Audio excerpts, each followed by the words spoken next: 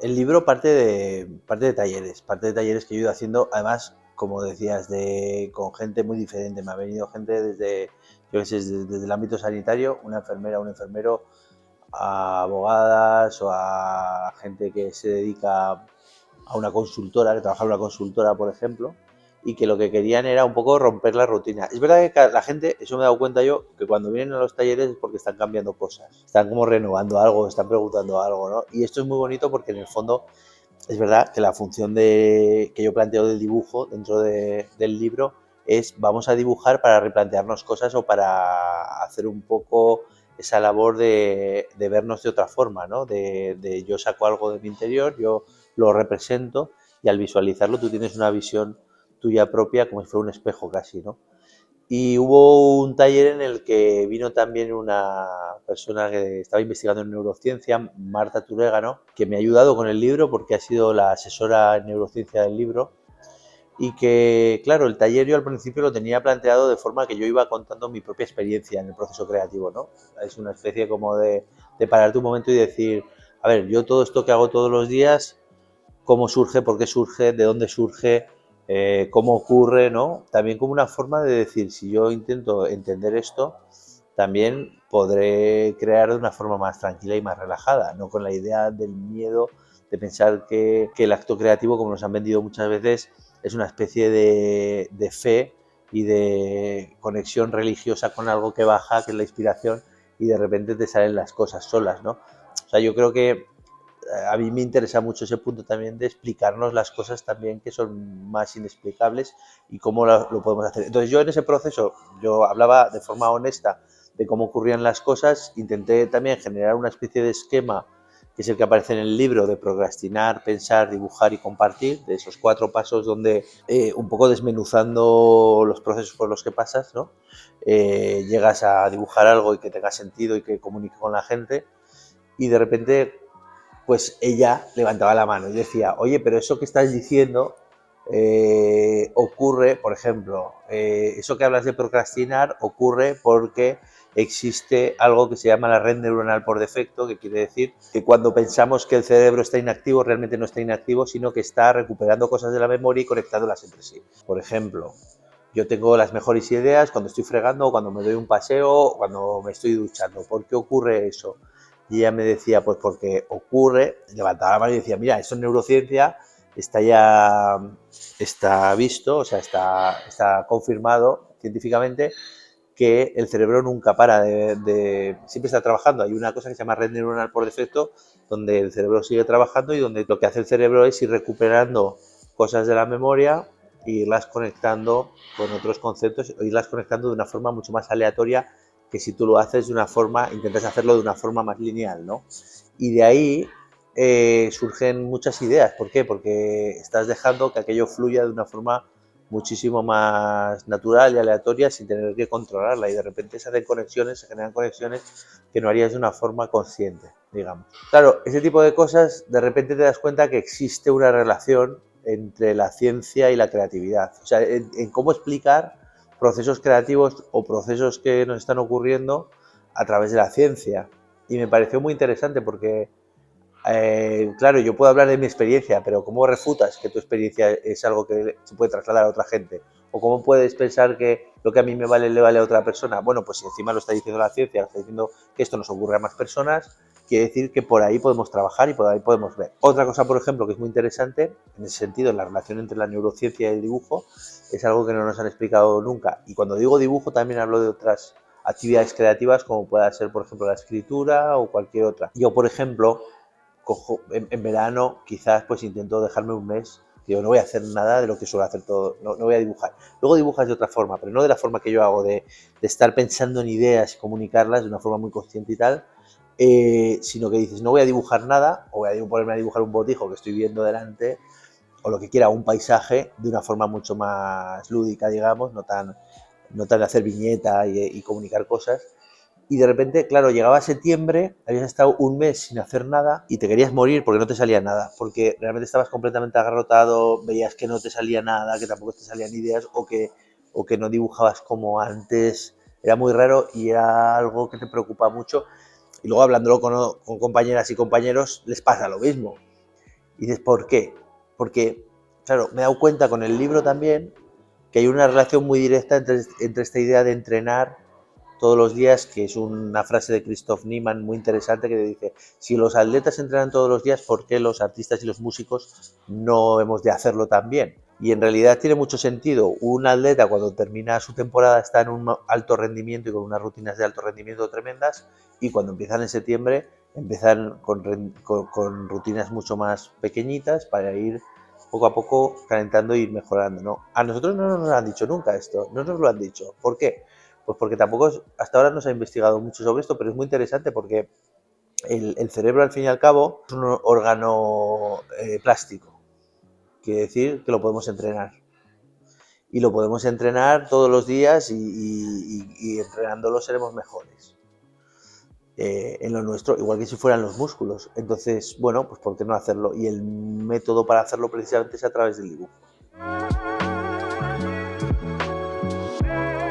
El dibujo siempre se ha tratado como desde el punto de vista, desde el foco de la expresión artística, que evidentemente lo es, ¿no? Y hay una tradición y existe, bueno, es expresión artística, pero se ha dejado muy de lado el dibujo como escritura, ¿no? Si lo podemos analizar como un sistema como sistemas diferentes de símbolos que manejamos, si nos ponemos a pensar, por ejemplo, en las estadísticas de cualquier aplicación de móvil, las que utilizas para correr, que te aparecen estadísticas de barras, por ejemplo, o de diagramas o de gráficos de tarta, etcétera, ¿no? En realidad existen muchísimas representaciones gráficas que son lenguaje. ¿Por qué no las usamos? Pues no se sabe muy bien por qué hemos perdido esto, pero en el libro se reivindica esto como el lenguaje como un método de comunicación y de un medio de escritura, ¿no? Yo lo que digo es, si tú eres capaz de hacer 4 líneas y demostrar, o hacer un esquema, por ejemplo, para explicar una idea, realmente estás utilizando una herramienta muy potente, muy fuerte, ¿no? Y estás, más allá de dibujar, que por cierto, de escribir, que por cierto la escritura también viene del dibujo, porque aprendimos a escribir dibujando letras, no hay que olvidarse, pues además tendrás muchas capacidades. Pues imagínate una maestra o un maestro en el cole que quiera explicar una lección y empieza haciendo un esquema de lo que va a explicar en esa clase, por ejemplo, ¿no? A todos los chavales, pues eso les puede dar una visión ya global al principio de lo que va a explicar ella. Eso es muy importante, porque realmente nuestro cerebro trabaja mucho con la memoria espacial. A veces se dice, ¿por qué no memorizan los chavales, por ejemplo, no? ¿Por qué no se memoriza hoy en día? Pues es un rollo. Tener que ponerte a memorizar solo texto es muy complejo. Pero fíjate, como nuestro cerebro es espacial, la memoria es espacial, si yo te digo que en esta habitación ahora mismo, te digo, mira, el teclado se llama Pepe, el vaso se llama Juan y la mochila se llama Irene. Pepe, Juan, Irene. Y lo revisas un par de veces y te vas a acordar perfectamente, porque sabrás dónde está, habrás visualizado a Pepe, a Juan y a Irene. Si tú esto lo trasladas al ámbito educativo, es brutal, porque realmente vas a ayudar a memorizar mucho mejor a todo el mundo. Y si eres capaz, en una clase de historia, de representar con una línea del tiempo, por ejemplo, lo que vas a explicar y dónde ocurren las cosas, y esa guía, visibilizarla para los alumnos, seguramente ellos memorizarán esa clase de una forma mucho más efectiva que si solo la explicas y luego la tienen que leer en un libro. Hasta ese punto es importante el dibujo. Y no nos damos cuenta de que todo ese potencial se pierde. En un momento, además, que las redes sociales son tan visuales, si además tienes la capacidad de explicar cosas a las redes sociales también está bien. Si en un equipo de marketing puedes explicar una cosa, si en la estructura, imagínate en una empresa, por ejemplo, que las cosas siempre se han hecho como siempre. Y tú le preguntas a la gente, por ejemplo, ¿por qué no dibujas cómo son los procesos en tu empresa ahora mismo? Y se ponen 5 personas a dibujar los procesos de su empresa. Y luego les dices, ¿cómo te gustaría que fueran? Dibújalo. Fliparías, alucinas, porque de repente, seguramente, de ese simple ejercicio puedas cambiar la vida de un equipo entero a mejor. Es decir, tú fíjate la potencia que tiene. Y sin embargo, y te pongo ejemplos concretos porque se entienden mejor, pero hay 1000. Quiero decir que en el fondo no se usa porque hemos dejado de usarla y no lo hemos usado como... Es como si en una sociedad nos enseñara a escribir. Nos llamaría mucho la atención, diríamos. Esa sociedad está abocada a irse para abajo. igual tampoco. Existía la tradición oral, existían sociedades antes que nos han ido para abajo, que han ido para arriba. Pero si incorporáramos esto, sería la bomba. De repente seríamos mucho más poderosos, ¿no? En el buen sentido. Pues es curioso porque muchas personas que han pasado por los talleres han hecho cosas luego muy sorprendentes, creo que hay un punto, como te decía al principio, muy de repensar tu propia vida, y hay gente que ha reorientado su actividad, su profesión, o que ha repensado cosas que realmente estaban ahí. No es que quiero decir, al final tú en ese taller, no nos engañemos, no es que se invente nada, pero igual hay cosas como, oye, yo quería hacer esto, yo quería escribir cuentos, nunca lo he hecho y ahora me pongo con ello. Y hay gente que ha dado pasos grandes en ese sentido. Hay un efecto muy bonito, hay mucha gente que se ha puesto a dibujar, hay gente que se ha abierto a perfiles de Instagram y luego me han escrito, mira Javi, estoy haciendo esto y me lo estoy pasando bien. En el fondo es esta recuperación también del juego, de como cuando eras niño, ¿no? Si tú te pones a dibujar y lo pasas bien, ¿por qué no lo vas a hacer? Gente que de repente ha recuperado una comunicación, que tenía hijos pequeñitos y ha recuperado un tipo de comunicación con ellos que es muy animal y muy del comienzo precisamente de entender tu entorno. Hay que pensar que los niños, por ejemplo, cuando empiezan a dibujar, no están dibujando nada, simplemente están probando su aparato motor. Es decir, tú le pones a un niño algo que manche en un brazo y va a verificar cómo su brazo hace una curva, por ejemplo, ¿no? Eso, fíjate qué potencia tiene eso también, ¿no? Qué bonito es. O sea, realmente estamos ante una herramienta muy,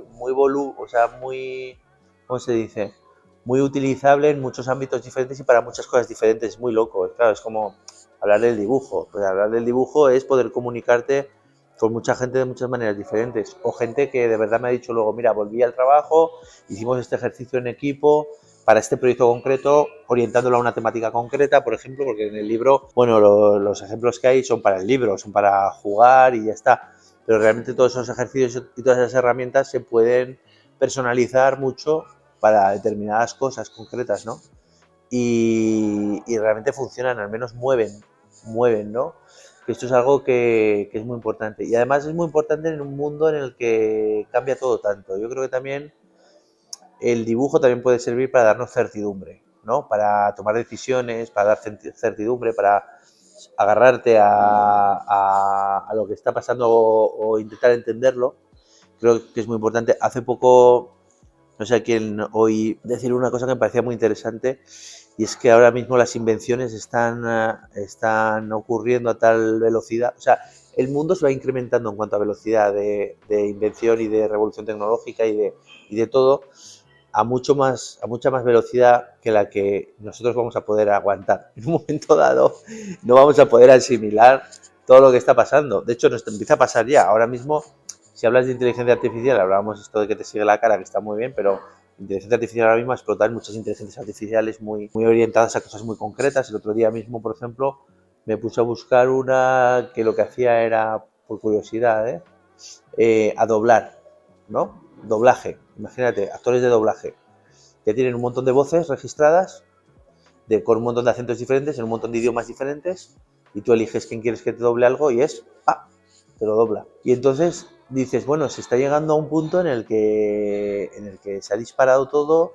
y que también esto te puede ayudar a entender el mundo. No sé dónde vamos, pero sí, no sé, para mí el dibujo es importante. O sea, para mí lo ha sido, yo siempre he dicho, no he usado muchos psicólogos, me vendría bien. Yo con esto estoy diciendo que no hay que ir al psicólogo y hay que cuidarse, y la salud mental es súper importante. Pero en mi caso creo que me ha servido mucho dibujar, porque, bueno, a veces he resuelto problemas así también, y tiene otras ventajas, por ejemplo, o sea, el hecho de socializar. Nosotros tenemos un proyecto que es el estafador.com, donde somos 45 personas dibujando como si fuéramos una coral que todas las semanas queda para cantar, y de vez en cuando sale un bolo, ¿no? Y vamos a un sitio a dibujar todos en directo y cosas así. O sea, hay muchas cosas positivas, ¿no?, para mí del dibujo. Es decir, el acto creativo al final es un camino que yo lo vivo de forma muy feliz, porque yo soy así, y de forma positiva, y además porque lo oriento mucho al juego, ¿no? Al hecho de jugar, al hecho de pasármelo bien, al hecho de inventarme cosas, Yo, por ejemplo, me acuerdo yo creo que uno de los momentos más bonitos de mi vida ha sido contarles mentiras a mis hijos. Esto es alucinante, ¿no? Decirle a tu hijo, por ejemplo, no corregirle algo del lenguaje. Mi hijo decía, para decir la palabra águila en plural, en lugar de decir las águilas, decía los águilas, con una lógica de que es el águila, los águilas, ¿no? Y esto, por ejemplo, nunca se lo corregí y hace poco, con 16 años, salimos de ver, o no sé, hace poco, no hace bastante ya, cuando estrenaron El Hobbit en cine, oye, ¿cuál es la escena que más te ha gustado y tal? A mí el de los águilas, ¡pum! De repente se me abrió el cielo, los águilas, era como una cápsula de una mentira que yo no había corregido y que había llegado hasta ahí. Esto te lo digo ¿por qué? Porque para mí dibujar es ese juego. Yo puedo contar cosas, no hace falta mentir para contar algo que vaya a perjudicar a nadie, pero sí generar relatos y que luego se lo corregí, perdón, no he terminado la historia, pero el pobre dijo, papá, ya te vale, ¿no? Pero fue divertido. Esto yo lo recomiendo mucho, ahora que si sois padres, si vais a ser padres, os recomiendo mucho engañar. O engañar, pero porque es la inocencia en buen sentido, ¿me entiendes? Inventar historias, inventar que realmente, que diferencien la realidad de lo que no es real, sí, pero también hay que darlas a que se expanda la imaginación y luego saber cuándo se corta con ello, o que se den cuenta en la calle de que su padre le ha engañado, pero bien, ¿no? Para mí la creatividad es este mundo del juego, de alegría, de pasarlo bien, etcétera, y para otros a veces puede ser un poco más tormentoso. Es verdad que en el camino no nos engañemos, o sea, hay veces también que, joder, cuando no te sale una idea y cuando estás un poco ahí metido, o cuando tienes que ir a correr, yo diferencio entre dos cosas. Se puede entrenar es aquello que tú haces porque te sale de la nariz y no tiene ningún objetivo, digamos, se puede parecer más al arte, al mundo del arte, porque no hay un encargo específico, tú haces lo que te da la gana y comunicas lo que te da la gana. Y luego la competición en sí. La competición en sí quiere decir que te llama, por ejemplo, ahora por ejemplo en uno de los proyectos que estoy haciendo con UNICEF todos los meses sobre un tema concreto y tienes que hacer una serie de viñetas comunicando unas cosas que son de ellos por medio del humor también o por medio de la representación gráfica. Ahí hay un momento de tensión, de la tensión de cuando estás en la casilla de salida, en el carril 1 y tienes que salir a correr a hacer tu propia marca.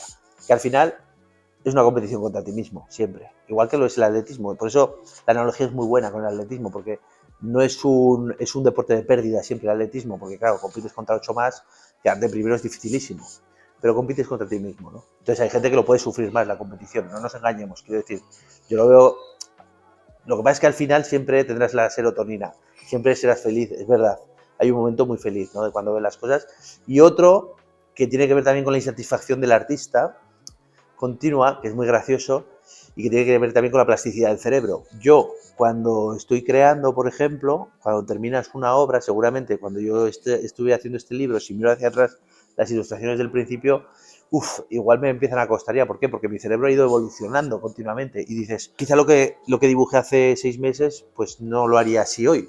Es una especie, claro, esto de que sea plástico y de que tú vayas aprendiendo también de lo que vas haciendo y te va modificando la forma de ver, de mirar, ¿no? Porque es una cosa de ida y vuelta, es una evolución que hace que también cuando terminas una obra ya no te guste y quieras ir a la siguiente. Y de ahí así se explica la insatisfacción del artista.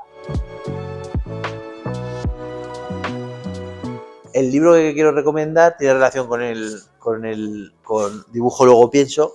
Sería el libro El Yo Creativo de Carlos García Delgado. Creo que lo ha editado ARPA Ediciones. Es de este año pasado, de 2022. Y me parece interesante el libro porque es hablar de la creatividad. O sea, he encontrado muchas cosas muy bonitas también conectadas con mi taller, ¿no? Y con el trabajo que yo hago. Porque Carlos es un tipo que era profesor de la Universidad de Barcelona de ingeniería, es ingeniero. Y me parece muy interesante su reflexión porque es lo que cuando entró en la facultad de profesor dijo, bueno, una facultad como esta de ingeniería, ¿cómo es que no existe una sola asignatura que hable de la invención, del ingenio, del hecho de ingeniar algo, ¿no? Cuando en el propio nombre es ingeniería, ¿no? Y entonces él propuso una asignatura que se la aceptaron como optativa. Era una asignatura sobre las invenciones, sobre la idea de dónde vienen las ideas precisamente y de la creatividad, ¿no? Y creo que es un libro muy interesante. Él habla mucho de esa parte del pensamiento lineal y el pensamiento sistémico, de cómo para algunas cosas necesitamos seguir un pensamiento lineal. Por ejemplo, cuando un ingeniero está calculando un puente, los pesos de un puente tienen que ser muy lineal para seguir los pasos y que no se caiga el puente, ¿no? Y tiene que inhibir los pensamientos creativos, igual que un piloto cuando está intentando aterrizar un avión, que no se ponga creativo. No, no, no, no. Tú aterriza el avión paso a paso, no pasa nada. Pero claro, cuando estás inventando algo, cuando estás creando algo, precisamente es al contrario. El proceso tiene que ser ese del procrastinar que hablábamos antes, o del fregar los platos, o del ducharte, donde todo se conecta. Todo esto habla también Carlos desde una perspectiva un poco diferente, pero muy interesante, y tiene una teoría muy graciosa, así como yo digo que y él también, ¿no? Que todos los humanos somos creativos por naturaleza, que no existe que sí, que el genio puede ser quizá el atleta de competición, el de que va a las Olimpiadas, ¿no? Pero que hay creatividad en todo el ámbito de la humanidad. Él incluso llega a decir que hasta los minerales son creativos. A mí esa teoría de él me hizo mucha gracia, porque él empieza diciendo, bueno, los animales también son creativos porque buscan las estrategias para sobrevivir. Las plantas también, porque buscan los sustratos, buscan la luz, las enredaderas, etc. ¿Y los minerales? ¿Y yo qué decir los minerales? ¿Cómo dónde va a ser este hombre?